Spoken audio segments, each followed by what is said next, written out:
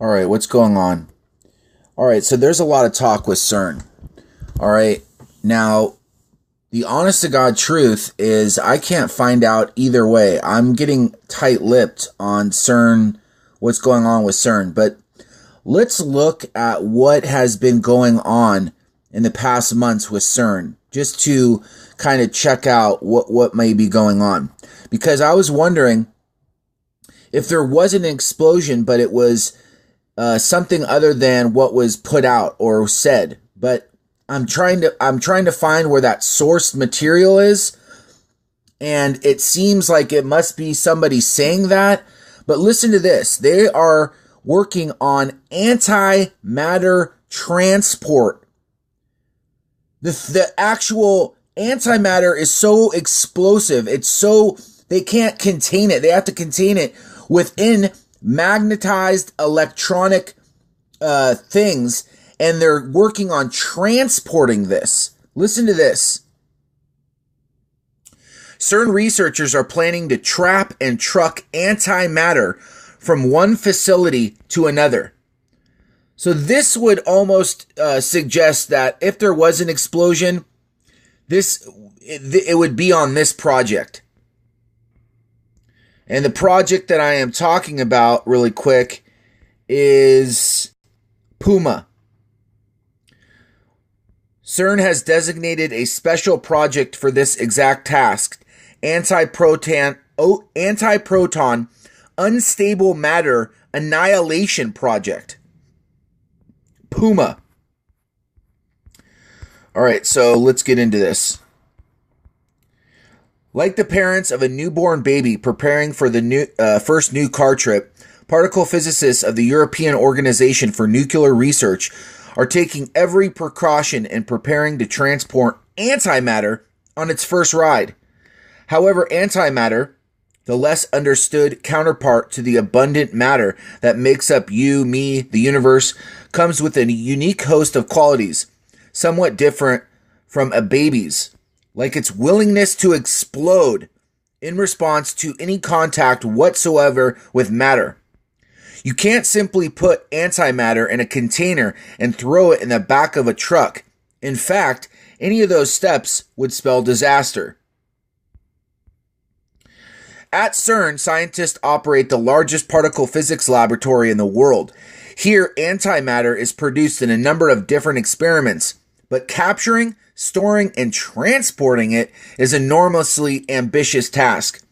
This is why CERN has designed a special project for this exact task, the Antiproton Unstable Matter Annihilation Project.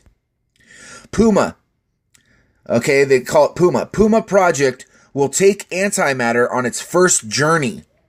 While that may only be a few hundred meters from its starting position to the site of a nearby project known as ISO-LDE, or ISO-LDE, or whatever.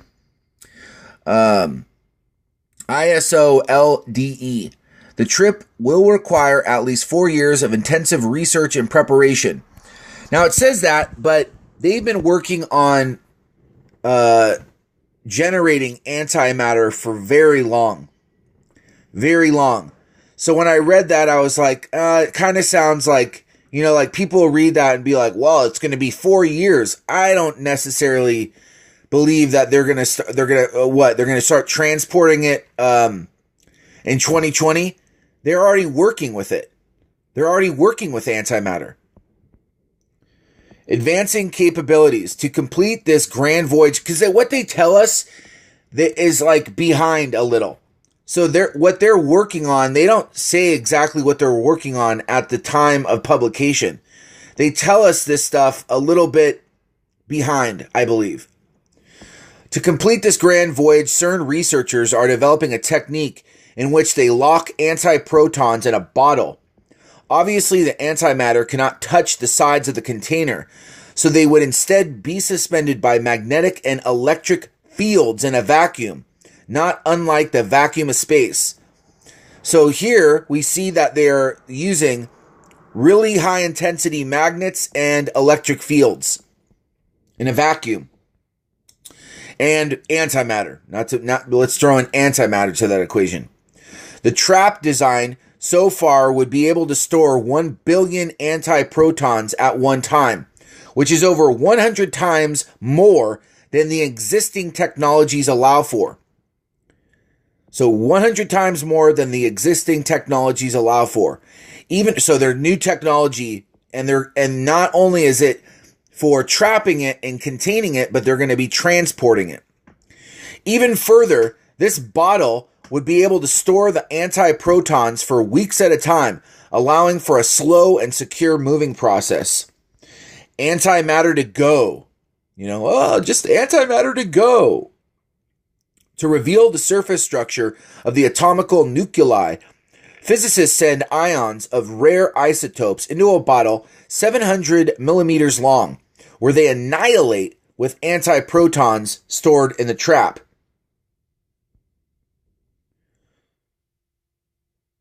So you have the superconducting magnet all around this bottle. Then you have the rare isotope, you have the detector when they come in, and then you have these rare isotopes and these antiprotons or whatever that are being placed in this bottle-like thing. And these super magnets have to be electricized, you know what I mean? At ISO-LDE,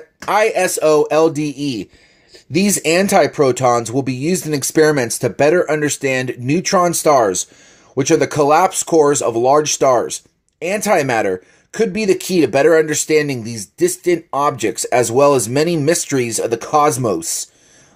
Like, why were there so much more matter than antimatter in the universe, and what dark matter is made of?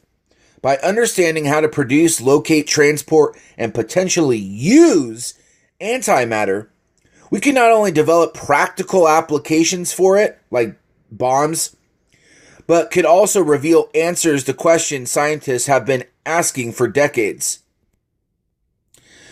I'm just wondering, what is the practical applications for antimatter? I mean, it's like the most unstable thing in the world, but whatever. And I don't even know if it exists on the world.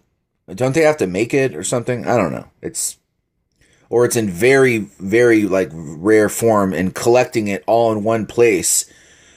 Like the military isn't using this for weapons research. Give me a break. They use that for the first thing of everything. What would people think? Why would they do it any differently with antimatter? So I don't know.